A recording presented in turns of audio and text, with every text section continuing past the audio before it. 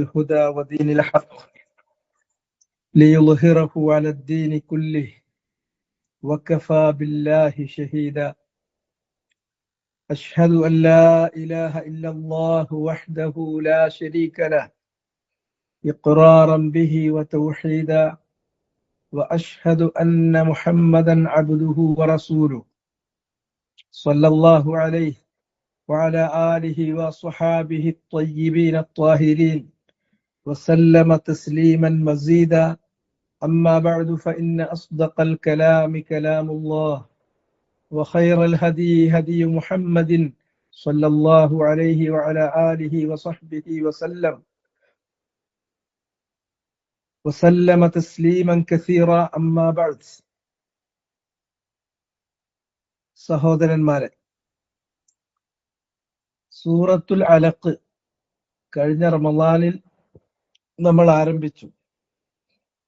അത് ഈ കഴിഞ്ഞ ശനിയാഴ്ചയോട് കൂടി നമ്മൾ പൂർത്തീകരിക്കുകയും ചെയ്തു. ഇനി സ്വാഭാവികമായും ഈ ക്ലാസ് തുടർന്നു പോകണമെന്ന് ചില സഹോദരന്മാര് ആവശ്യം ഉന്നയിച്ചിട്ടുണ്ട്. കുഴപ്പമില്ല. അതില് കുറച്ചുകൂടി പർട്ടിക്കുലർ ആയ ഒരു ആവശ്യം, ഏതെങ്കിലും ഒരു തഫ്സീർ അത് മുൻനിർത്തിയിട്ട് കാര്യങ്ങൾ വിവരിക്കണം എന്നുള്ളതാണ്. അപ്പൊ സ്വാഭാവികമായും തഫ്സീറുകളിൽ, അറബി തഫ്സീറുകളിൽ എങ്ങനെയൊക്കെയാണ് കാര്യങ്ങൾ വിവരിച്ചു പോകുന്നത് എന്ന് മനസ്സിലാക്കാം. അതുപോലെ തന്നെ ഇത്തരം കാര്യങ്ങൾക്ക് നൽകുന്ന വിശദീകരണങ്ങൾ അത് ഈ തഫ്സീറുകളുമായി എത്ര കണ്ട് പൊരുത്തപ്പെടുന്നുണ്ട് എന്നതും ഒന്ന് മനസ്സിലാക്കാം. അപ്പൊ സ്വാഭാവികമായും ഞാൻ ആദ്യം ചെയ്യാൻ പോകുന്നത് നമ്മൾ പഠിച്ച ആ അധ്യായത്തെ സംബന്ധിച്ച് സഅദി നൽകിയിട്ടുള്ള വ്യാഖ്യാനം അത് ഒന്ന് വിശദീകരിക്കാനാണ് ആദ്യം ഉദ്ദേശിക്കുന്നത്.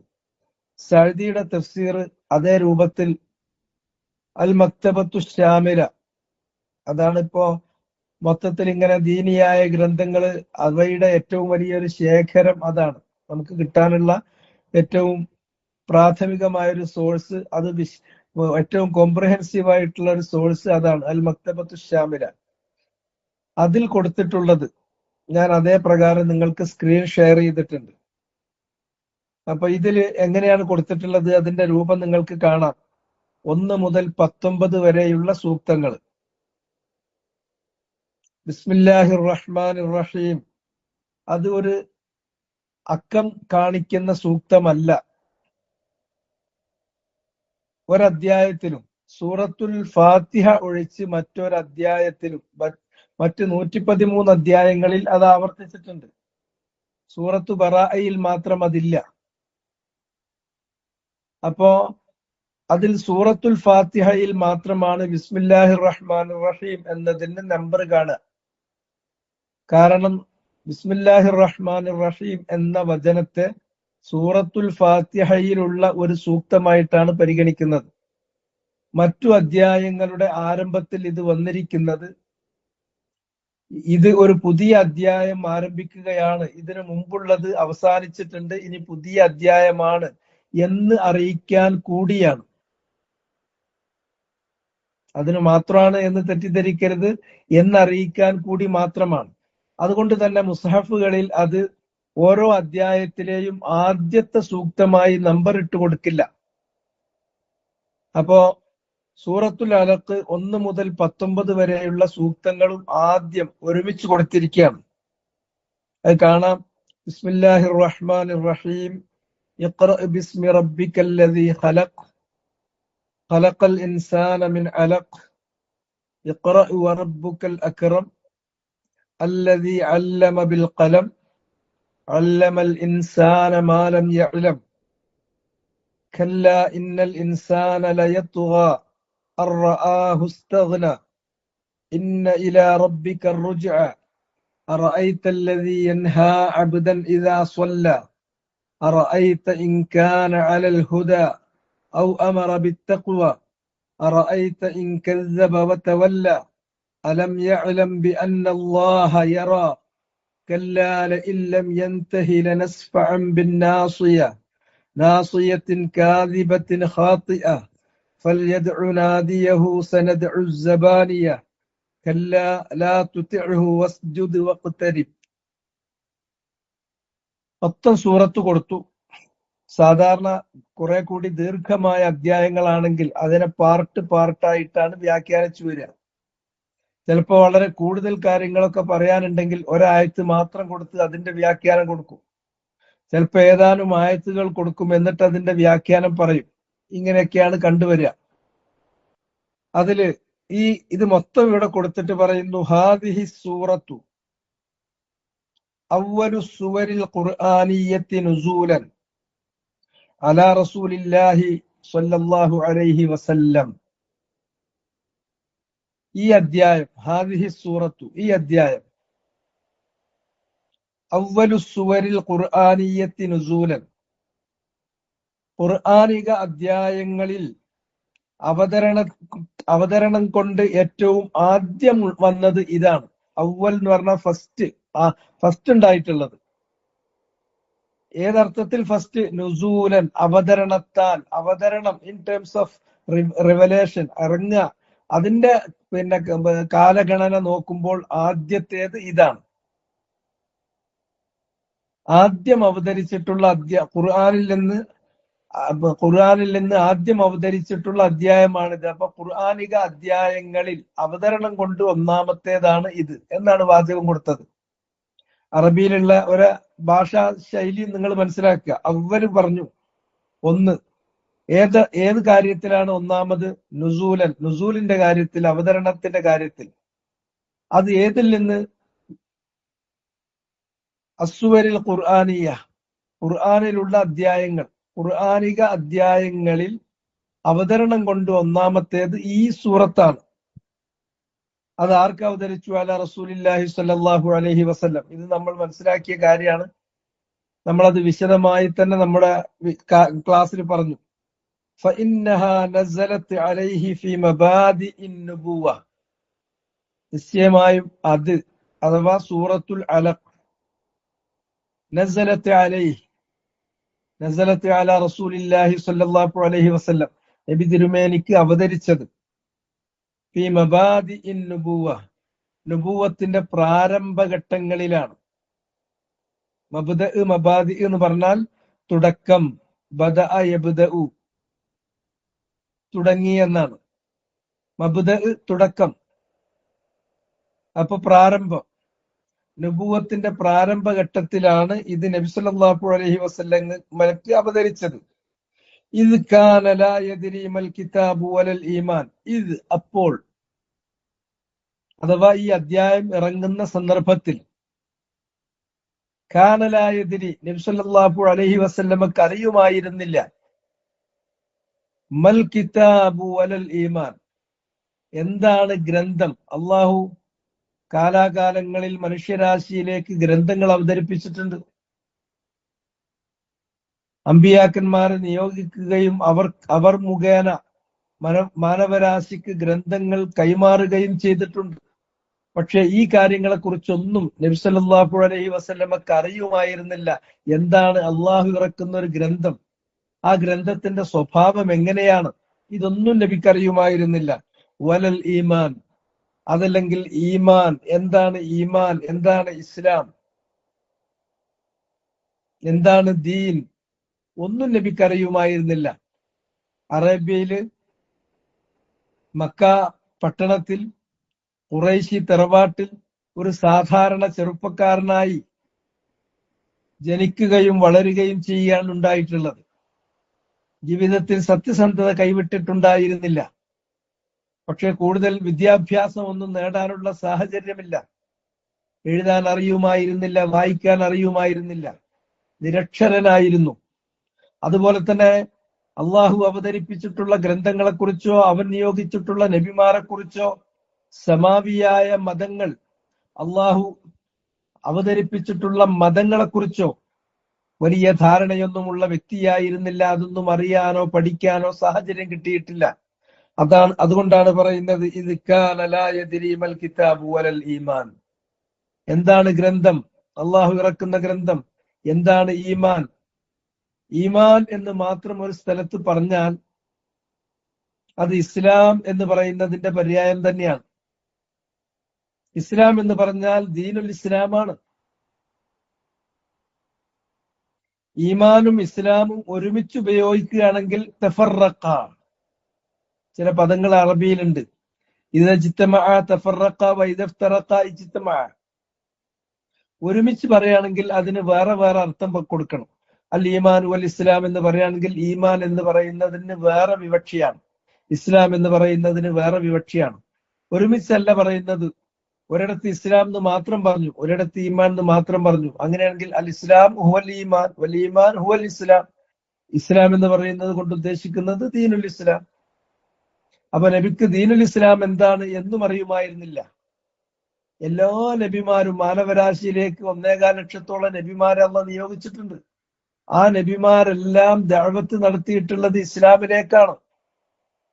അവര് പ്രബോധനം ചെയ്തിട്ടുള്ള ആ ഇസ്ലാം, അൽ ഇസ്ലാമുൽ ആം, പൊതു അർത്ഥത്തിൽ പറയുന്ന ഇസ്ലാം, അതിന്റെ മൗലികമായ കാര്യങ്ങളിൽ, അടിസ്ഥാന വിഷയങ്ങളിൽ ഒന്ന് തന്നെയാണ്. എന്നാൽ അതിന്റെ വിശദാംശങ്ങളിൽ അവയിൽ വ്യത്യാസങ്ങളുണ്ട്. ആ ദീനിന്റെ, ഇസ്ലാമിന്റെ ഏറ്റവും അവസാനത്തേതും അതിന്റെ പൂർണ്ണ രൂപത്തിലുള്ളതുമായ ഫോമിലാണ് മുഹമ്മദ് നബി സല്ലല്ലാഹു അലൈഹി വസല്ലമക്ക് അള്ളാഹു ഇറക്കി കൊടുത്തത്. അതിനാണ് നമ്മൾ അൽ ഇസ്ലാം എന്ന് പറയുന്നത്. അൽ ഇസ്ലാമുൽ ഖാസു, അത് സവിശേഷമായ ഇസ്ലാമാണ്. എല്ലാ നബിമാരും പ്രബോധനം ചെയ്തത് ഇസ്ലാമിന്റെ തുടർച്ചയാണ്, പക്ഷെ അതിന്റെ പൂർത്തീകരണമാണ്, അതിന്റെ ഫൈനൽ ഷേപ്പാണ്, ഫൈനൽ ഫോമാണ് എന്ന് മാത്രം. അപ്പൊ നബിക്ക് ഇങ്ങനെ ഇസ്ലാമിനെ കുറിച്ചൊന്നും അക്കാലത്ത് അറിയില്ല. അള്ളാഹു ഇറക്കി കൊടുക്കുന്ന ഗ്രന്ഥങ്ങളെ കുറിച്ച് അറിയില്ല. അള്ളാഹു ഏതെല്ലാം നബിമാരെ ഇങ്ങോട്ട് നിയോഗിച്ചിട്ടുണ്ട് അതും അറിയുമായിരുന്നില്ല. എന്നല്ല, കാര്യമായി ഒന്നും അറിയില്ല. എഴുതാനും വായിക്കാനും പോലും അറിയാത്ത നിരക്ഷരനായിരുന്ന ഒരു കാലത്താണ് ഇത് റസൂലുള്ളാഹിക്ക് അവതരിച്ച് കിട്ടുന്നത്. ഫജാഅഹു ജിബ്രീൽ അലൈഹിസ്സലാത്തു വസ്സലാം ബിർരിസാല. അങ്ങനെ ഇരിക്കെയാണ് ജിബ്രീൽ അലൈഹിസ്സലാം, ജിബ്രീൽ എന്ന് പറയുന്നത് മലക്കുൽ വഹി, വഹീന്റെ കാര്യം ഏൽപ്പിച്ചിരിക്കുന്ന മലക്കാണ്. എല്ലാ നബിമാർക്കും വഹി കൊണ്ടു കൊടുത്തിട്ടുള്ളത്, അള്ളാഹു അറിയിക്കുന്ന കാര്യങ്ങൾ അള്ളാഹ് നിയോഗിച്ചിട്ടുള്ള ദൂതന്മാർക്ക്, മനുഷ്യരിൽ നിന്ന് അള്ളാഹ് തെരഞ്ഞെടുത്തിട്ടുള്ള ദൂതന്മാർക്ക് വിനിമയം ചെയ്യുന്ന, എത്തിച്ചു കൊടുക്കുന്ന ജോലിയാണ് മലക്ക് ജിബ്രീൽ അലൈഹിസ്സലാം. അതുകൊണ്ട് അമീനുൽ വഹി, വഹീന്റെ കാര്യത്തിൽ അള്ളാഹു വിശ്വസിച്ചേൽപ്പിച്ചിട്ടുള്ള കാര്യദർശിയാണ്, നിർവാഹകനാണ് ജിബ്രീൽ അലൈഹിസ്സലാം. അദ്ദേഹം റസൂലുള്ളാഹിന്റെ അടുക്കൽ വന്നു. വഅമറഹു അൻ യഖറ, എന്നിട്ട് വായിക്കാൻ വേണ്ടിയിട്ട് ഒരു കൽപ്പനയാണ്. അത് ഹദീസിലുള്ള പദങ്ങളൊക്കെ അന്ന് നമ്മൾ ക്ലാസ്സിൽ പറഞ്ഞിരുന്നു, നിങ്ങൾക്ക് ഓർമ്മ ഉണ്ടാകും. ഫംതന, അപ്പോൾ റസൂലുള്ളാഹി സ്വല്ലല്ലാഹു അലൈഹി വസല്ലം കഴിയില്ല എന്ന് വിസമ്മതം പറയാണ് ചെയ്തത്. മാ അന ബിഖാരിഇൻ എന്നാണ്. വഖാല, എന്നിട്ട് അവിടുന്ന് പറഞ്ഞത് മാ അന ബിഖാരിഇൻ, ഞാൻ വായിക്കുന്ന ഒരാളല്ല, എനിക്ക് വായിക്കാൻ അറിയില്ല. ഫലം യസൽ ബിഹി ഹത്താ ഖറ, അങ്ങനെ ഫലം യസൽ ബിഹി, അതുകൊണ്ട് ജിബ്രീൽ വിട്ടില്ല. ജിബ്രീൽ വീണ്ടും നബിയെ അക്കാര്യത്തിന് വേണ്ടി തന്നെ നിർബന്ധിച്ചു. ലം യസൽ ബിഹി, നബിയെ വിടാതെ കൂടി. ഹത്താ ഖറ, അങ്ങനെ വായിക്കുന്നത് വരെ. ഫഅൻസലല്ലാഹു അലൈഹി, അങ്ങനെ അള്ളാഹു വായിക്കാൻ വേണ്ടിയിട്ട്, ചൊല്ലിക്കൊടുക്കാൻ വേണ്ടിയിട്ട് അള്ളാഹു മുഹമ്മദ് നബിക്ക് അവതരിപ്പിച്ചു കൊടുത്തു. ഇഖ്റ ബിസ്മി റബ്ബിക്കല്ലദീ ഖലഖ്, ഇഖ്റ ബിസ്മി റബ്ബിക്കല്ലദീ ഖലഖ്, സൃഷ്ടിച്ചവനായ നിന്റെ റബ്ബിന്റെ പേരിൽ ചൊല്ലിക്കൊടുക്കുക. അവിടെ സൃഷ്ടിച്ചവൻ എന്ന് പറഞ്ഞാൽ ഉമൂമുൽ ഖൽഖ്, ഇന്ന സൃഷ്ടികൾ എന്നില്ല. കീഴ്ലോകത്തുള്ള സൃഷ്ടികളും ഉപരിലോകത്തുള്ള സൃഷ്ടികളും, അതിൽ നമുക്ക് കാണാവുന്ന ദൃശ്യപ്രപഞ്ചത്തിലുള്ള സൃഷ്ടികളും, നമ്മുടെ അറിവിൽ, നമ്മുടെ അനുഭവത്തിൽ വരാത്ത അദൃശ്യ പ്രപഞ്ചത്തിലുള്ള സൃഷ്ടികളും പെടും. അവയിൽ മൂർത്തമായ കാര്യങ്ങൾ പെടും, അമൂർത്തമായ കാര്യങ്ങൾ പെടും. അവയിൽ ജീവീയ ലോകങ്ങൾ പെടും, അജീവീയ ലോകങ്ങൾ പെടും. ഇങ്ങനെ ഒരുപാട് വൈവിധ്യങ്ങളും അത്രമേൽ ബഹുലവും അത്രമേൽ ബൃഹത്തുമായിട്ടുള്ള മുഴുവൻ സൃഷ്ടികളെയും സൃഷ്ടിച്ചവൻ എന്നാണ് അവിടെ ഉദ്ദേശിക്കുന്നത്. അല്ലദീ ഖലഖ് ഉമൂമൽ ഖൽഖ് സുമ്മ ഖസ്സൽ ഇൻസാൻ. അങ്ങനെ ആദ്യം മൊത്തം സൃഷ്ടിക പൊതുവായി പറഞ്ഞിട്ട് പിന്നെ മനുഷ്യനെ സൃഷ്ടിച്ച കാര്യം പ്രത്യേകമായി പറഞ്ഞു. ആദ്യം പൊതുവായി പറഞ്ഞു സൃഷ്ടിപ്പിന്റെ കാര്യം, പിന്നെ ആമായിട്ട് പൊതുവായി പറഞ്ഞതിന് ശേഷം സുമ്മ ഖസ്സ, അള്ളാഹു സുബ്ഹാനഹു വ തആല ഖാസ്സായിട്ട് പറഞ്ഞു അൽ ഇൻസാൻ, മനുഷ്യന്റെ കാര്യം. വദക്കറ ഇബ്തിദാഅ ഖൽഖിഹി, എന്നിട്ട് അള്ളാഹു സൂചിപ്പിച്ചത്, ദക്കറ അള്ളാഹു പരാമർശിച്ചത്, ഇബ്തിദാഅ ഖൽഖിഹി മനുഷ്യന്റെ സൃഷ്ടിപ്പിന്റെ ആരംഭത്തെ കുറിച്ചാണ്. മിൻ അലഖ്, സൃഷ്ടിപ്പിന്റെ ആരംഭം മിൻ അലഖ്, അലഖിൽ നിന്നാണ്. ഗർഭാശയത്തിൽ തൂങ്ങി നിൽക്കുന്ന ആ സിക്താണ്ഡത്തിനാണ് അലഖ് എന്ന് പറയുന്നത്. ഇതൊക്കെ നമ്മൾ വിശദീകരിച്ചു പോയതാണ്. ഫല്ലദീ ഖലഖൽ ഇൻസാൻ, മനുഷ്യനെ സൃഷ്ടിച്ചവനായ അല്ലാഹു, വഅതനാ ബിതദ്ബീരിഹി, അവന്റെ കാര്യങ്ങൾ തദ്ബീർ ചെയ്യുന്നു, കാര്യങ്ങൾ നിയന്ത്രിക്കുന്നു. ആ കാര്യങ്ങൾ നിയന്ത്രിക്കുന്ന വിഷയം ശ്രദ്ധിക്കുന്ന അല്ലാഹു, ലാ ബുദ്ദ അൻ യുദബ്ബിറഹു ബിൽ അംരി വന്നഹി, നിർബന്ധമായും അല്ലാഹു മനുഷ്യനെ നിയന്ത്രിക്കേണ്ടതുണ്ട്. ഇന്നത് ചെയ്യൂ, ഇന്നത് ചെയ്യരുത്, ഡൂസ് ആൻഡ് ഡോൺസ്. അൽ അംറു വന്നഹി, അമ്ര കൽപ്പനകൾ, നഹി വിലക്ക്. കൽപ്പനകളും വിലക്കുകളും നൽകിക്കൊണ്ട് മനുഷ്യനെ തദ്ബീർ ചെയ്യേണ്ടത് അനിവാര്യമാണ്. മനുഷ്യനെ സൃഷ്ടിച്ചിട്ട് അവൻ ഇന്ന് കാണുന്ന രൂപത്തിൽ അവനെ വളർത്തിക്കൊണ്ടുവന്നുവെങ്കിൽ, അവന്റെ എല്ലാ കാര്യങ്ങളും അള്ളാഹു നിയന്ത്രിച്ചു പരിപാലിച്ചുവെങ്കിൽ, ആ അള്ളാഹു ഉറപ്പായും നിർബന്ധമായും അവന്റെ തദ്ബീർ ബിൽ അംരി വന്നഹി, ഡൂസും ഡോൺസും പറഞ്ഞുകൊണ്ട് അവനെ തദ്ബീർ ചെയ്യുമെന്ന കാര്യം ഉറപ്പാണ്. വദാലിക ബിഇർസാലിർ റസൂലി ഇലൈഹിം, എങ്ങനെയാണ് അള്ളാഹു മനുഷ്യർക്ക് ഡൂസും ഡോൺസും കൊടുക്കുന്നത്? അരുത് എന്ന് പറയുന്നു, അതുപോലെ ചെയ്യണം എന്ന് അനുശാസിക്കുന്നു. ഇങ്ങനെയുള്ള അനുശാസനകൾ, അതുപോലെ തന്നെ അരുതുകൾ, അത് ബിഇർസാലിർ റസൂലി ഇലൈഹിം, അവരിലേക്ക് ദൂതന്മാരെ നിയോഗിച്ചിട്ടാണ്. വഇൻസാലിൽ കുതുബി അലൈഹിം, അവർക്ക് അള്ളാഹു ഗ്രന്ഥങ്ങൾ ഇറക്കി കൊടുത്തുകൊണ്ടാണ്. വലിഹാദാ ദക്കർ, ഈ തരത്തിലുള്ള ഒരു തദ്ബീർ, ഒരു നിയന്ത്രണവും പരിപാലനവും അള്ളാഹുവിന്റെ ഭാഗത്ത് നിന്നുള്ളത് കൊണ്ടാണ് ذكر بعد الأمر بالقراءة خلقه, ആദ്യം ذكر بالأمر بالقراءة خلقه للإنسان, അള്ളാഹു ഇങ്ങനെ പറഞ്ഞത് بعد الأمر بالقراءة, ആദ്യം വായിക്കാൻ വേണ്ടി പറഞ്ഞു, അതിന് ശേഷമാണ് ചൊല്ലിക്കൊടുക്കാൻ വേണ്ടി പറഞ്ഞു, അതിന് ശേഷമാണ് ഖൽഖഹു ലിൽ ഇൻസാൻ, മനുഷ്യന്റെ സൃഷ്ടിപ്പിന്റെ കാര്യം പറഞ്ഞത്. കാരണം സൃഷ്ടിക്കുന്നവൻ അവരെ ആ സൃഷ്ടിച്ച സൃഷ്ടികളെ നിയന്ത്രിക്കുന്നുവെങ്കിൽ ആ നിയന്ത്രിക്കാൻ ആവശ്യമായിട്ടുള്ള കൽപ്പനകളും വിലക്കുകളും പറയണം. ആ കൽപ്പനകളും വിലക്കുകളും പറയുന്ന കാര്യമാണ് ഇവിടെ ഇഖ്റ എന്നത് കൊണ്ട് ഉദ്ദേശിക്കുന്നത്. അപ്പൊ അള്ളാന്റെ കൽപ്പനകൾ ഇന്നതൊക്കെയാണ്, അള്ളാന്റെ വിലക്കുകൾ ഇന്നതൊക്കെയാണ് എന്ന കാര്യം പറഞ്ഞു കൊടുക്കുന്ന വിഷയമാണ് ഇഖ്റയിലുള്ളത്. സുമ്മഖാൻ, അത് ആദ്യം പറഞ്ഞു, പിന്നെ സൃഷ്ടിപ്പിന്റെ കാര്യം പറഞ്ഞു, പിന്നെ അള്ളാഹു ആവർത്തിച്ചു ഇഖ്റ വറബ്ബുക്കൽ അക്രം, നീ ചൊല്ലിക്കൊടുക്കണം, അള്ളാന്റെ പേരിൽ ചൊല്ലിക്കൊടുക്കണം. നിന്റെ റബ്ബ് അക്രമാണ്. അക്രമാണ് എന്ന് പറഞ്ഞാൽ കസീറു സിഫാത്ത്, നിന്റെ റബ്ബ് നിരവധി ഗുണവിശേഷങ്ങൾ ഉള്ളവനാണ്. ഒരു ഗുണമല്ലാത്ത, ഒന്നും വിശേഷിപ്പിക്കാനില്ലാത്ത, നിർഗുണനായ ഒരു ശൂന്യതയല്ല അള്ളാഹു. അങ്ങനെ പലരും അവരവർ ആരാധിക്കുന്ന ദൈവങ്ങളെ വിശേഷിപ്പിക്കാറുണ്ടാകാം. പക്ഷേ ലോകത്തിന്റെ റബ്ബായ, ഖാലിഖായ, മാലിക്കായ, മുദബ്ബിറായ അള്ളാഹു, അവൻ സൽഗുണനാണ്, നിർഗുണനല്ല, സൽഗുണനാണ്. അവൻ ഒരുപാട് ഗുണങ്ങളുണ്ട്, ഗുണവിശേഷങ്ങളുണ്ട്, സിഫാത്തുകളുണ്ട്. വാസിഇഹ ഐ കസീറു സിഫാത്തി വാസിഉഹ, ധാരാളം ഗുണവിശേഷങ്ങൾ ഉണ്ട് എന്ന് മാത്രമല്ല, ആ ഗുണവിശേഷങ്ങളെല്ലാം സമൃദ്ധമായ വിശാലമായ ഗുണവിശേഷങ്ങളാണ്. അള്ളാഹുവിനുണ്ട് എന്ന് പറയുന്ന ഏതൊരു ഗുണവിശേഷം എടുത്താലും അത് അതിന്റെ ഏറ്റവും വിശാലവും സമൃദ്ധവും പരിപൂർണവുമായ അവസ്ഥയിൽ അവനിലുള്ളത് നിങ്ങൾക്ക് കാണാൻ പറ്റും. കസീറുൽ കറമി വൽ ഇഹ്സാൻ, അള്ളാഹു സുബ്ഹാനഹു വ തആല ധാരാളം ഔദാര്യം ചെയ്യുന്നവനാണ്. കറം, മനുഷ്യർക്ക് വേണ്ടിയിട്ട് ധാരാളം ഫേവർ ചെയ്യുന്നവനാണ്. ഇഹ്സാൻ, നന്മകൾ ചെയ്തു കൊടുക്കുന്നവനാണ്. അപ്പോ അള്ളാഹ് വളരെ അത്യുദാരനാണ്. അത് വാസിഉൽ കറമാണ്. വാസിഉൽ ഇഹ്സാൻ, ധാരാളം നന്മകൾ ചെയ്തു കൊടുക്കുന്നവനാണ്.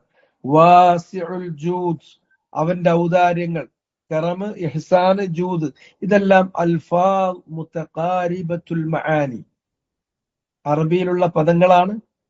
ആ പദങ്ങളെല്ലാം മുതഖാരിബത്തുൽ മആനി, അവയുടെ ആശയങ്ങൾ ഒന്നൊന്നിന് തത്തുല്യമല്ല, പക്ഷെ ചെറിയ വ്യത്യാസം ഉണ്ടാവും, എന്നാൽ അടുത്തടുത്ത് നിൽക്കുന്ന അർത്ഥങ്ങളാണ്.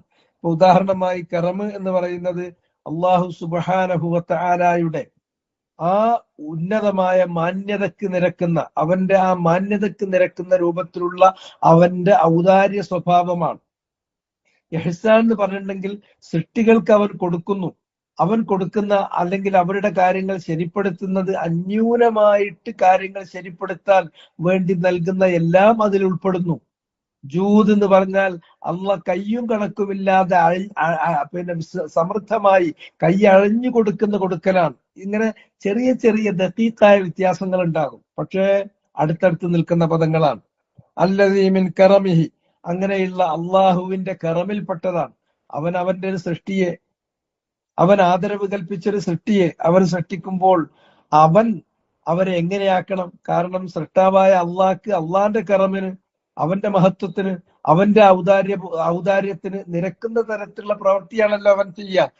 അല്ലമ ബിൽ ഇൽം, അവൻ മനുഷ്യനെ പഠിപ്പിച്ചു, ഇൽമ് നൽകിക്കൊണ്ട്, അറിവ് നൽകിക്കൊണ്ട്. വഅല്ലമ ബിൽ ഖലം, അവൻ പേന കൊണ്ട് പഠിപ്പിച്ചു. അല്ലമൽ ഇൻസാന മാ ലം യഅലം, മനുഷ്യനെ അവൻ അറിയാത്ത കാര്യങ്ങൾ അവൻ പഠിപ്പിച്ചു കൊടുത്തു. ഫഇന്നഹു തആല, നിങ്ങൾ നോക്കൂ, നിശ്ചയമായും അല്ലാഹു അഖ്റജഹു, മനുഷ്യനെ പുറത്തു കൊണ്ടുവന്നത്, മിൻ ബത്നി ഉമ്മിഹി, അവന്റെ ഉമ്മയുടെ ഉദരത്തിൽ നിന്ന്, വയറിൽ നിന്ന് ഭൂലോകത്തേക്ക് കൊണ്ടുവന്നത്, ലാ യഅലമു ശൈഅൻ, അവൻ ഒന്നും അറിയാത്തവനായ നിലയിലാണ്. മനുഷ്യരായ നമ്മൾ മാതാക്കളുടെ ഉദരങ്ങളിൽ നിന്ന് ഈ ഭൂമുഖത്തേക്ക് കടന്നു വരുമ്പോൾ, കണ്ണു തുറക്കുമ്പോൾ നമുക്കൊന്നുമേ അറിയുമായിരുന്നില്ല. വജഅല ലഹു സ്സംഅ വൽ ബസറ വൽ ഫുആദ്, അല്ലാഹു അവന് സംഅ, കേൾവി കൊടുത്തു, കാഴ്ച കൊടുത്തു, ഹൃദയം കൊടുത്തു. വയസ്സറ ലഹു അസ്ബാബൽ ഇൽം, ഇങ്ങനെ അറിവ് ആർജിക്കുവാനുള്ള മാർഗങ്ങൾ അവന് ഫെസിലിറ്റേറ്റ് ചെയ്തു കൊടുത്തു. ഇതാണ് അള്ളാഹു ചെയ്തിട്ടുള്ളത്. അത് അള്ളാന്റെ കറമിൽപ്പെട്ടതാണ്. അള്ളാഹ് ഒരു ആദരവ് നൽകിയ ഒരു സൃഷ്ടിയെ സൃഷ്ടിക്കുമ്പോൾ ആ സൃഷ്ടിയെ ഈ വിധത്തിൽ ഉന്നതനാക്കണം, മാന്യനാക്കണം, കഴിവുള്ളവനാകണം, പ്രാപ്തനാക്കണം, യോഗ്യനാക്കണം. അതെല്ലാം മിൻ കറമിഹി സുബ്ഹാന, അള്ളാഹുവിന്റെ കറമിൽപ്പെട്ടതാണ്.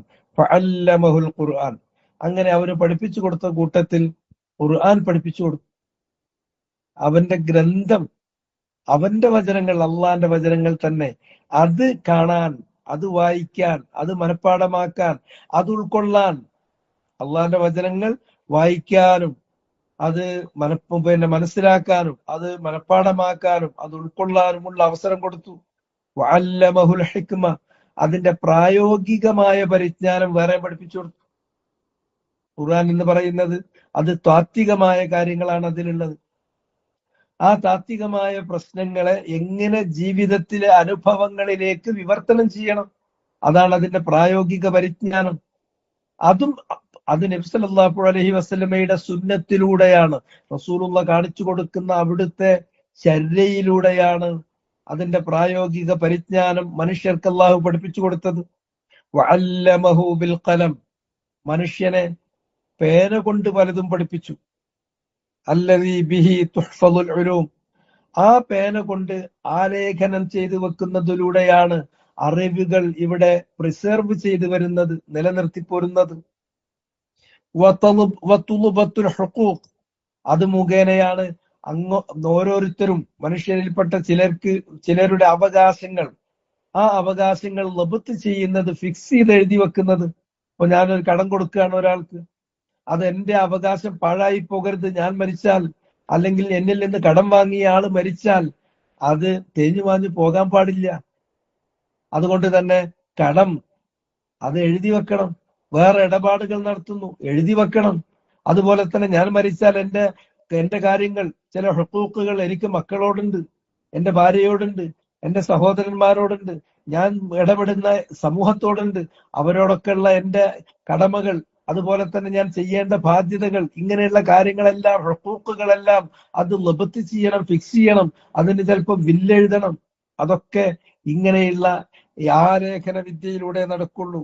അപ്പൊ ആലേഖന വിദ്യയിലൂടെയാണ് ഉലൂമുകൾ, അറിവുകൾ പ്രിസർവ് ചെയ്യുന്നത്.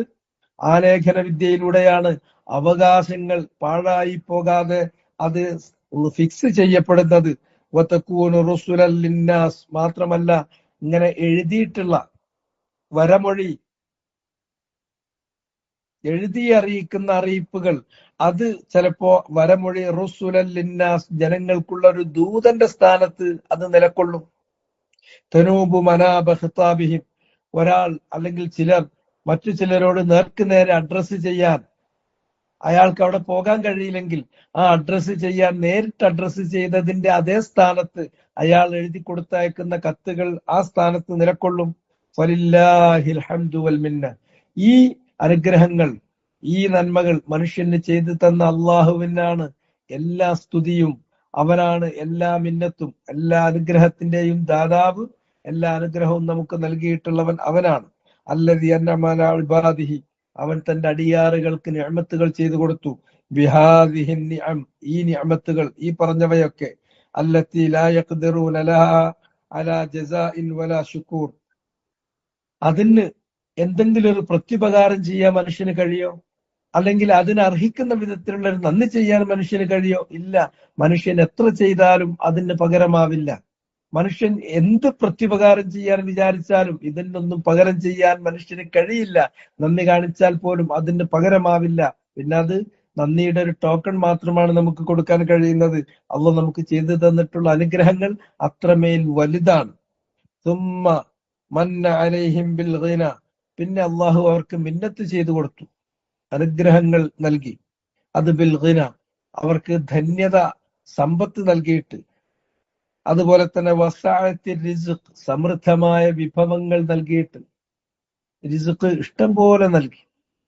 മക്കളെ കൊടുത്തു, അവന് കഴിവുകൾ കൊടുത്തു, ശാരീരികമായ ക്ഷമതകൾ കൊടുത്തു, അവന് സമ്പത്ത് കൊടുത്തു, അവന് അധികാരം കൊടുത്തു, അവന് അംഗീകാരം കൊടുത്തു, അവന് ദുനിയാവിൽ പല ഏർപ്പാടുകളും കൊടുത്തു. ഇതെല്ലാം റിസ്ഖുകളാണ്. അള്ളാഹ് മനുഷ്യന് നൽകുന്ന സകലമായ റിസോഴ്സുകളും വിഭവങ്ങളുമാണ് റിസ്ഖ്. അത് സമൃദ്ധമായി നൽകി. വലാകിന്നൽ ഇൻസാൻ ലിജഹലിഹി വളുൽമി, പക്ഷെ മനുഷ്യൻ ലിജഹലിഹി, അവന്റെ വിവരക്കേടിന്, വളുൽമിഹി, അവൻ കാണിക്കുന്ന അതിക്രമത്തിന്, അത് കാരണത്താൽ ഇദാ റആ നഫ്സഹു ഗനിയൻ, അവനെ കുറിച്ച് തോന്നുകയാണെങ്കിൽ, കാണുകയാണെങ്കിൽ, ഗനിയൻ, ഞാൻ സമ്പന്നനായിട്ടുണ്ട് എന്ന് അവന് തോന്നിയാൽ, കണ്ടാൽ, തഗാ വബഗ, മനുഷ്യൻ അതിരുവിടുന്നു, അവൻ അതിക്രമം കാണിക്കുന്നു. തഗാ, തുഗയാൻ കാണിക്കുന്നു, ലിമിറ്റുകൾ ക്രോസ് ചെയ്യുന്നു. വബഗ, അവൻ അഗ്രസീവ് ആകുന്നു. ഒന്ന് ലിമിറ്റ് ക്രോസ് ചെയ്യലാണ് തുഗയാൻ, മറ്റൊന്ന് ബഗി എന്ന് പറഞ്ഞാൽ അഗ്രഷനാണ്. അതിക്രമ പ്രവർത്തനങ്ങളിൽ മുഴുകും. അവന്റെ സകല സീമകളും, എല്ലാ അതിരുകളും ലംഘിച്ച് അവൻ ക്രോസ് ചെയ്തു പോകും. വതജബ്ബറ അനിൽ ഹുദ, അവന് നൽകപ്പെട്ടിരിക്കുന്ന സാൻമാർഗിക നിർദ്ദേശങ്ങൾ അത് സ്വീകരിക്കാതെ അവൻ അഹങ്കാരം കാണിക്കും.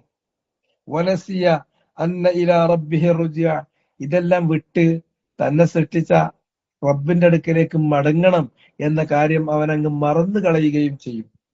നസിയ, മറക്കും. അന്ന ഇലാ റബ്ബിഹി, നിശ്ചയമായും അവന്റെ റബ്ബിലേക്ക് തന്നെയാണ് അർ-റുജ്അ, മടക്കം എന്നത് അവൻ മറക്കും. വലം യഖഫ് അൽ ജസ, അതിനെല്ലാമുള്ള ശിക്ഷാരക്ഷകൾ, പ്രതിഫലങ്ങൾ ഉണ്ട് എന്ന കാര്യം അതിനെക്കുറിച്ച് അവൻ ചിന്തിക്കുന്നില്ല, അതിനെ അവൻ ഭയപ്പെടുന്നില്ല. വലം യഖഫ്, അവനൊരു ഖൗഫുമില്ല ജസാഇനെ കുറിച്ച്, ഇതിനെല്ലാം ശിക്ഷാരക്ഷ ഉണ്ടാകും എന്നതിനെ കുറിച്ച്. ബൽ റുബമാ വസലത്ത് ബിഹിൽ ഹാൽ, ചിലപ്പോൾ അവന്റെ അവസ്ഥ എത്താം, അന്നഹു യത്രുക്കുൽ ഹുദാ ബിനഫ്സിഹി, അവൻ ഇത്തരം സാൻമാർഗിക നിർദ്ദേശങ്ങൾ സ്വയം ഉപേക്ഷിക്കുന്നു എന്ന് മാത്രമല്ല, വയദ്ഉ ഗൈറഹു ഇലാ തർക്കിഹി, അതാ മനുഷ്യന്റെ അവസ്ഥ. മറ്റുള്ളവരെ കൂടെ ഇത്തരത്തിലുള്ള സാൻമാർഗിക നിർദ്ദേശങ്ങൾ ഉപേക്ഷിക്കാൻ, കൈയൊഴിയാൻ അവൻ ആളുകളെ പ്രേരിപ്പിക്കും, അതിലേക്ക് ജനങ്ങളെ വിളിക്കും. ഫയൻഹ അനിസ്വലാഹ്, അങ്ങനെ അവൻ നമസ്കാരത്തെ വിലക്കുകയാണ് ചെയ്യുക. നമസ്കാരം എന്ന് പറയുന്നത് ഒരു മനുഷ്യൻ, ഒരു സൃഷ്ടി തന്റെ സൃഷ്ടാവുമായിട്ടുള്ള ബന്ധാണത്, ആ റിലേഷനാണ്, ബേസിക് റിലേഷൻ അതാണ്. നമ്മൾ വെറുതെ വന്നതല്ല, നമ്മളെ ഒരുത്തൻ സൃഷ്ടിച്ചാണ്, സ്വോദ്ദേശപൂർവ്വം സൃഷ്ടിച്ചതാണ്.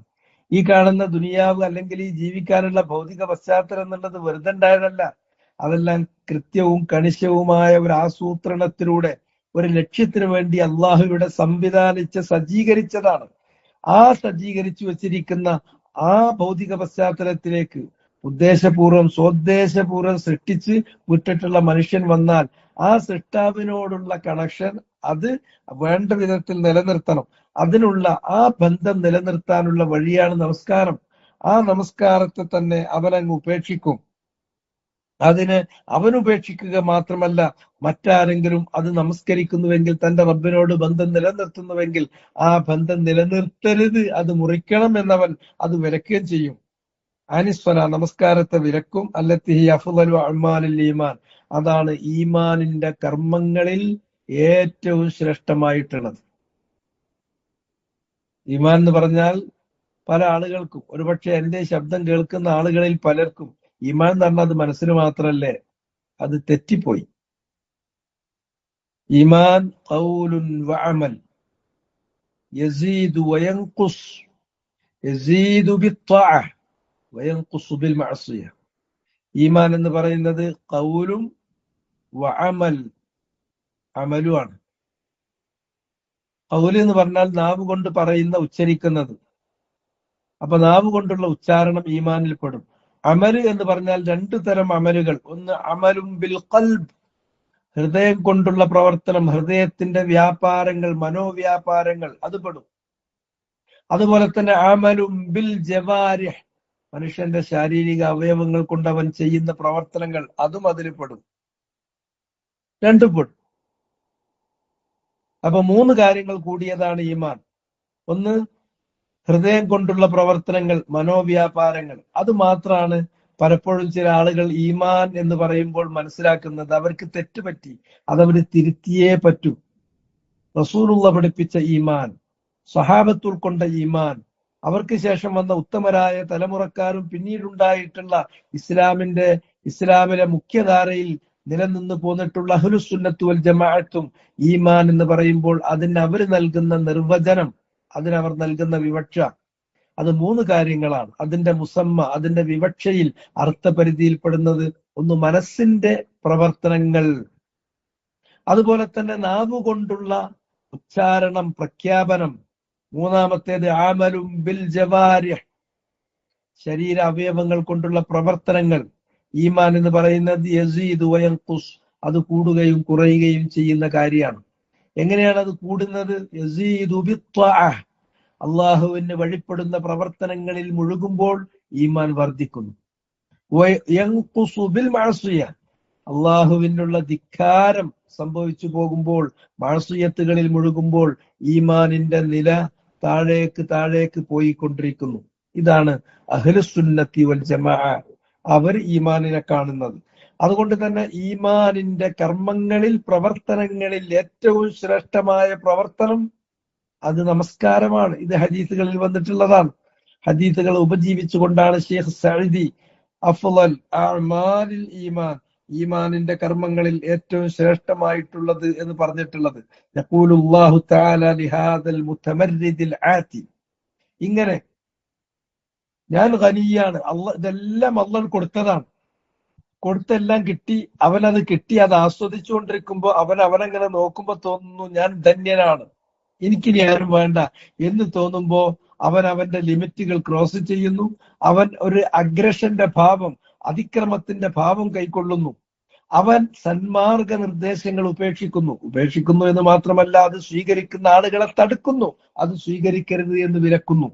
അങ്ങനെ ഒരു മനുഷ്യൻ തന്റെ റബ്ബുമായി നിലനിർത്തുന്ന ആ ആത്മബന്ധം, ആ നമസ്കാരം, അഫ്ളലു അഅ്മാലിൽ ഈമാൻ, ഈമാനിന്റെ കർമ്മങ്ങളിൽ ഏറ്റവും ശ്രേഷ്ഠമായ, സർവശ്രേഷ്ഠമായ പ്രവർത്തനം, ആ പ്രവർത്തനത്തെ തന്നെ അവൻ വിലക്കുന്നു. എന്നിട്ട് അതുകൊണ്ട് തന്നെ അള്ളാഹു പറയുന്നു ലിഹാദൽ മുതമർരിദ്, ഈ മോട്ട് കാണിക്കുന്ന മനുഷ്യനോട്, അൽ ആതി, അതിര് വിട്ട് കിടക്കുന്ന, അതിരുകൾ ലംഘിച്ച് മോട്ടും ധിക്കാരവും കാണിക്കുന്ന ഈ മനുഷ്യനോട് അള്ളാഹു പറയുന്നു, അറഅയ്ത അയ്യുഹൻ നാഹി ലിൽ അബ്ദ് ഇദാ സ്വല്ല. അറഅയ്ത, നീ എന്ത് കാണുന്നു? അയ്യുഹൻ നാഹി ലിൽ അബ്ദ് ഇദാ സ്വല്ല, ഒരടിമയെ വിലക്കുന്നവൻ, അടിമയെ നീ വിലക്കുന്നു.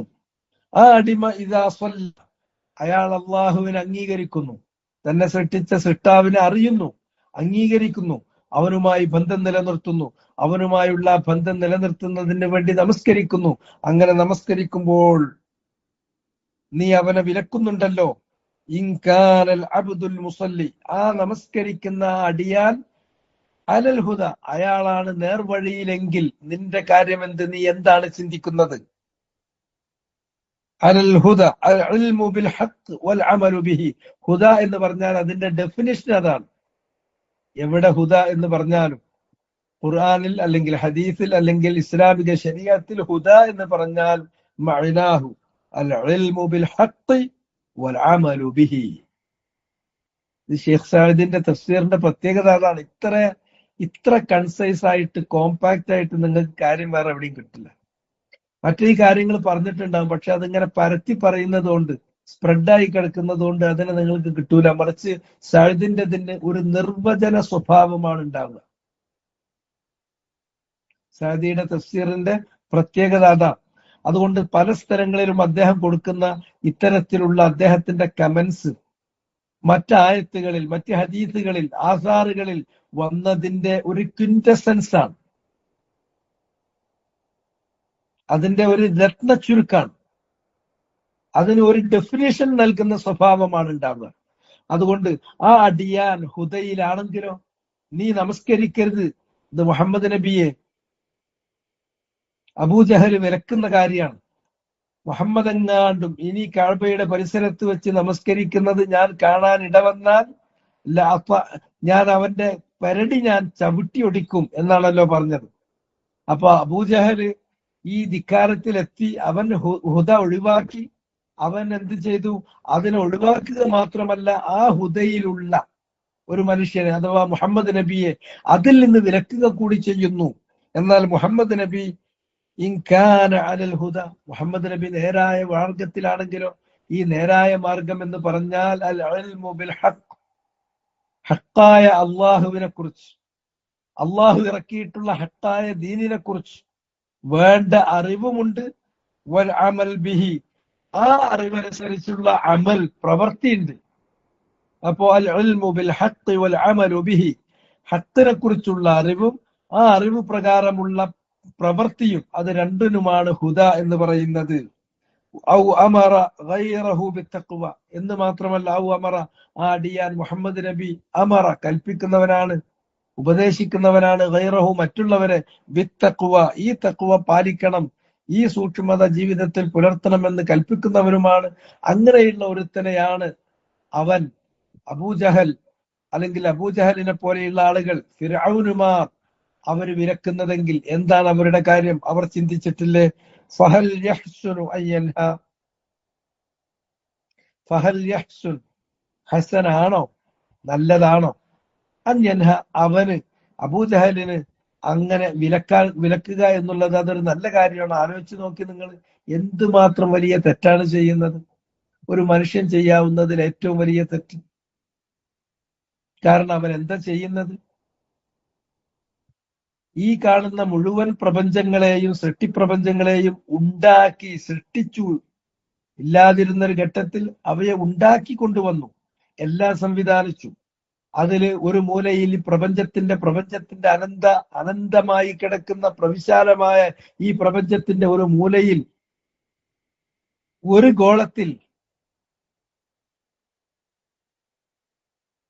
മനുഷ്യന് അധിവസിക്കാൻ വേണ്ട സർവ്വതും സജ്ജീകരിച്ചു കൊടുത്തു. എന്നിട്ട് മനുഷ്യനെ സൃഷ്ടിച്ച് അവിടെ താമസിപ്പിച്ചു. അങ്ങനെ താമസിപ്പിക്കുമ്പോ ആ അള്ളാഹുവിന് അവന്റെ അവകാശമാണ് അവൻ സൃഷ്ടിച്ച സൃഷ്ടികൾ അവനെ അറിയണം, അവനെ അംഗീകരിക്കണം, അവനെ ആരാധിക്കണം എന്നുള്ളത്. അള്ളാഹുവിന്റെ അവകാശത്തെ പച്ചക്ക് ലംഘിക്കുന്നു. അതിനേക്കാൾ വലിയ അക്രമം വേറെ ഉണ്ടോ? അതുപോലെ തന്നെ അവന്റെ സൃഷ്ടികളിൽപ്പെട്ട ഏതെങ്കിലും സൃഷ്ടികൾ അവൻ അറിയുകയും അംഗീകരിക്കുകയും ആരാധിക്കുകയും ചെയ്യുമ്പോൾ അതിനെ വിലക്കുന്നു. അവർക്ക് അവരുടെ റബ്ബിനെ ആരാധിക്കാനുള്ള അവകാശം ഹനിക്കുന്നു. അതിനേക്കാൾ വലിയ കൊടിയ അക്രമം വേറെ ഉണ്ടോ? അപ്പൊ ഒരേ സമയത്ത് സൃഷ്ടാവായ അള്ളാഹുവിനോട് അതിക്രമം കാണിക്കുന്നു, അതേ സമയത്ത് അവന്റെ നല്ലവരായ സൃഷ്ടികളോട് അതിക്രമം കാണിക്കുന്നു, അള്ളാഹുവിന്റെ അവകാശങ്ങൾ ചവിട്ടിമെതിക്കുന്നു, സൃഷ്ടികൾക്ക് അവരുടെ ഏകനായ റബ്ബിനെ ആരാധിക്കാനുള്ള ആ അവകാശത്തെയും ഹനിക്കുന്നു. ഇതിനേക്കാൾ വലിയ വിധ്വംസനം എന്ന് പറയാവുന്ന ഒരു കാര്യം വേറുണ്ടോ എന്നാണ് ചോദ്യം. നമ്മൾ അതിന്റെ ഗൗരവം ആലോചിക്കുന്നില്ല. ഒരാൾ കുഫറിലും ഷിർക്കിലും പെടുമ്പോ യഥാർത്ഥത്തിൽ അയാൾ ചെയ്യുന്നത് ഈ വലിയ ഇത്രയും ഗ്രാവിറ്റിയുള്ള ഒരു തിന്മയിലാണ് അയാൾ അകപ്പെടുന്നത്. അതുകൊണ്ടാണ് ഫഹൽ യഹ്സുനു അയ്യൻഹ, അങ്ങനെയുള്ള മുത്തമര്രിദായ ആത്തിയായ മനുഷ്യന് നല്ലതാണോ ഈ കാര്യം വിലക്കുക എന്നുള്ളത്? മൻ ഹാദാ വസ്ഫുഹു, ആരെയാണ് വിലക്കുന്നത്? മൻ, ഒരുത്തനെ. ഹാദാ വസ്ഫുഹു, ഒരുത്തനെ കൊണ്ട് ഉദ്ദേശിക്കുന്നത് മുഹമ്മദ് നബിയാണ് ഇവിടെ ഉദ്ദേശിച്ചത്. ഹാദാ വസ്ഫുഹു, ഇതാണ് ആ നബിയുടെ അല്ലെങ്കിൽ ആ വ്യക്തിയുടെ ഗുണം കുറിച്ച് വിശേഷിപ്പിക്കാനുള്ള വർണ്ണന ഇതാണ്. എന്താണ്? അലൽ ഹുദ ഔ അമറ ബിത്തഖ്വ, ആ വ്യക്തി അഥവാ അദ്ദേഹം വിലക്കുന്ന മുഹമ്മദ് നബി ഹുദയിലാണ്. അൽ ഇൽമു ബിൽ ഹഖ് വൽ അമലു ബിഹി, ഹഖിനെ കുറിച്ചുള്ള പൂർണ്ണമായ അറിവുണ്ട്, അതനുസരിച്ച് അമല് ചെയ്യുന്നുണ്ട്. അങ്ങനെയുള്ള ഗുണവിശേഷമുള്ള ഒരു വ്യക്തിയെ വിലക്കുക എന്നത് ആ മനുഷ്യന് പാടുള്ളതാണോ? ഫിറഔൻമാർക്ക് പാടുള്ളതാണോ? അബൂജഹൽമാർക്ക് പാടുള്ളതാണോ എന്നാണ് അള്ളാഹു ചോദിക്കുന്നത്. അലൈസ നഹിയുഹു, അങ്ങനെ മുഹമ്മദ് നബിയെ പോലെയുള്ള ഒരാളെ, അല്ലദീ അലിമ ബിൽ ഹഖ് വഅമില ബിഹി, അങ്ങനെയുള്ള ഒരു വ്യക്തിയെ വിലക്കുക എന്നുള്ളത് അതല്ലയോ മിൻ അഅ്ളമിൽ മുഹാദ്ദത്തി ലില്ലാഹ്, അള്ളാഹിനോട് കാണിക്കുന്ന ഏറ്റവും വലിയ എതിർപ്പ് തന്നെയല്ലേ? അള്ളാഹുവിനോട് കാണിക്കുന്ന ഏറ്റവും വലിയ എതിർപ്പ്, ഏറ്റവും വലിയ ധിക്കാരം അത് തന്നെയല്ലേ?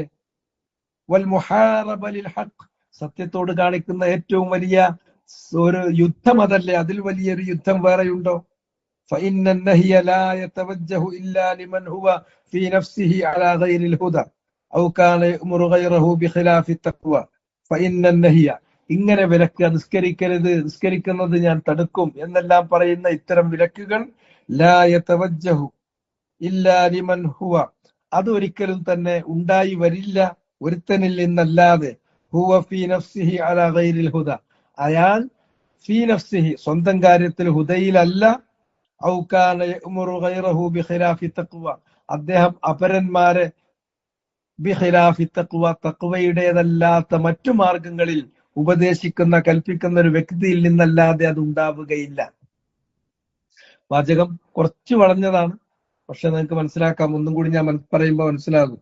ഈ വിലക്ക് ലാ യതവജ്ജഹു, അത് ഡയറക്റ്റ് ചെയ്യപ്പെടില്ല, അഥവാ അത് ഉത്ഭവിക്കില്ല, വരില്ല. ഇല്ലാ ലിമൻ, ഒരുത്തനിൽ നിന്നല്ലാതെ,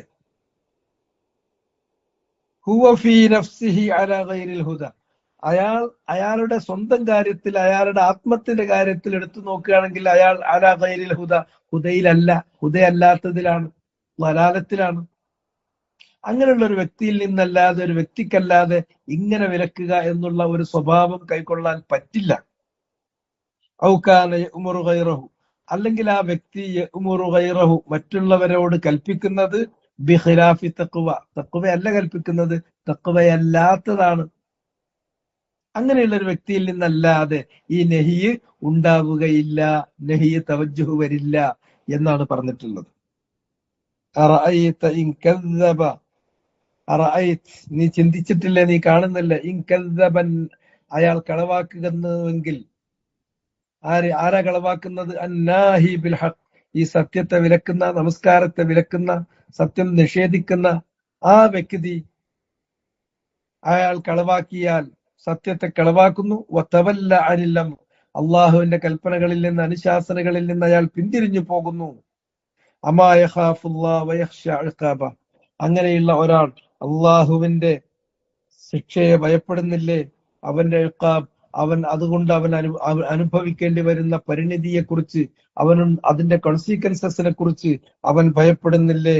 അലം യഅലം ബി അന്നല്ലാഹ യറ, അവൻ അറിയുന്നില്ലേ അള്ളാഹു ഇതെല്ലാം കാണുന്നുണ്ട് എന്ന്. മാ യഅ്മലു വയഫ്അൽ, അവന്റെ ഇത്തരം ദുഷ്ചെയ്തികൾ, അവന്റെ പ്രവർത്തനങ്ങൾ അള്ളാഹു കാണുന്നുണ്ട് എന്ന കാര്യം അവൻ അറിയുന്നില്ലേ?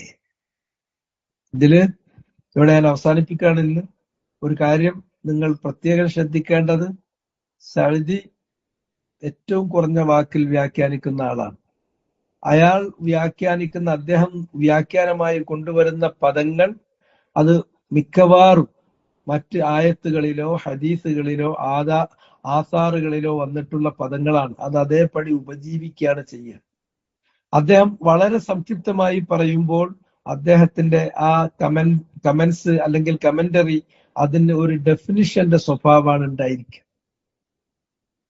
നീട്ടിപ്പരത്തിയിട്ടല്ല നമ്മളിത് പോകുന്നത്. നമ്മൾ നീട്ടിപ്പറഞ്ഞ കാര്യങ്ങളാണ് ഏറ്റവും ചുരുങ്ങിയ വാക്കുകളിൽ ഷെയ്ഖ് സഅദി റഹിമഹുല്ലാഹു തആല പറഞ്ഞിട്ടുള്ളത്.